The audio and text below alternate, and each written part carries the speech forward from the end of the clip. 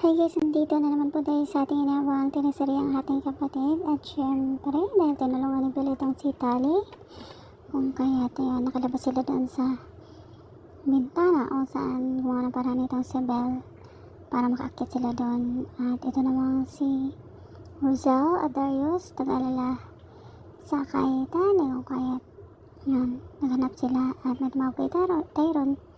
Wala ba kundi si Wesley at sinabi nito na yung mga kaibigan ni Tali ang nag-iwan sa kanya doon sa lugar o sa bakanting room kung saan ayun, binigyan sila ng address o binigyan sila ng tip kung kaya't nalaman nila kung saan lugar yun, kung kaya't pumunta sila doon sa school. At ito namang si Belle talagang nagpupursige para tulungan itong si Tali. Yung daddy at mami Bia niya pumunta din doon sa school kung saan naabutan nila itong si Rosel at saka sila Darius, pati na din si Tyrone kung kaya tayo nagtalo ang dalawang panig at maawat si Chris dahil sobrang bungangira yung kanyang asawang si Bia at tinitira itong si Rosel kung kaya tayo nagsasagutan ng dalawa.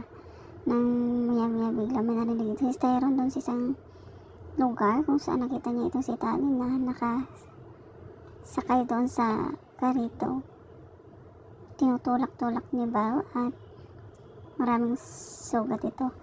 At dahil doon, biglang lumapit sila Rosel doon kina Tyrone at nagulat sila sa sitwasyon ni Tali kung kaya daladali nilang napagdesisyonan na dalhin dito sa ospital. At ayun na nga, kasama sila Belle na napunta doon sa ospital at gusto din sana pa-check up ng kanyang daddy Chris itong si Belle, pero sabi ni Belle wala naman siyang kung ano-anong sugat sa katawan. At ayun na nga, kinausap ni Rosel itong si Belle at parang bibintangan pa nito na baka si Belle ang gumawa nun sa kanyang anak na si Tali. Pero syempre galit din si Bia dahil bakit daw binaliktad pa yata yung kanyang anak. At yun, nagkalo na naman ng dalawa at niyaya na ni Chris na umuwi itong asawa niya si Bia, pati na din si Rosel, pati na din si Belle.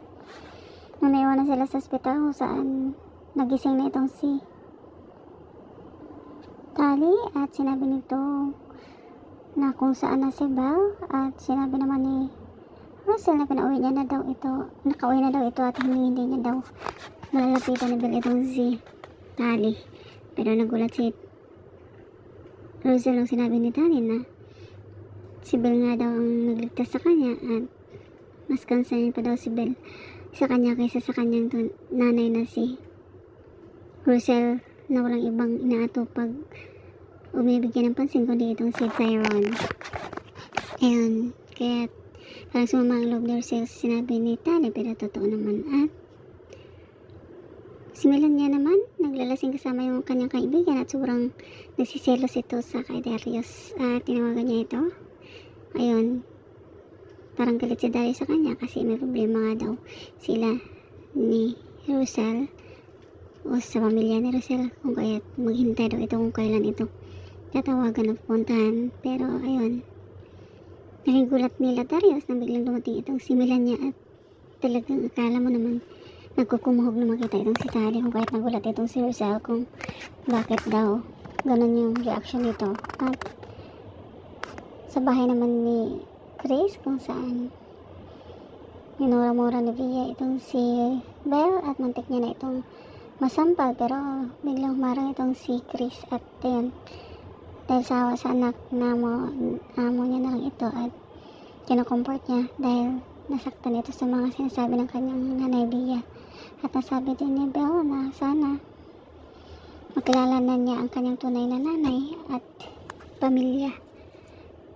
At tinanong niya pa kay Chris kung may alam ba daw si daddy Chris niya kung sino ang totoong magulang nito. At yun nga nasabi ni Chris sa sarili na kung alam lang ng anak niya na matagal niya na sanang sabihin sa kanya na siya ang totoong ama nito. Pero syempre hindi dahil pinaprotektahan niya din yung kanyang anak na si Belle. At ayun na dahil gusto din ni Rosel na mag-sorry dito sa kay Belle, pumunta pa talaga siya dun sa bahay. Abangan natin yung pagtulak ni Bia sa kay Rosel kung saan na-away ito na wala sa oras. And thank you so much for watching. Please don't forget to like, subscribe, and press the bell button for you to notify on my next video. Thank you and bye!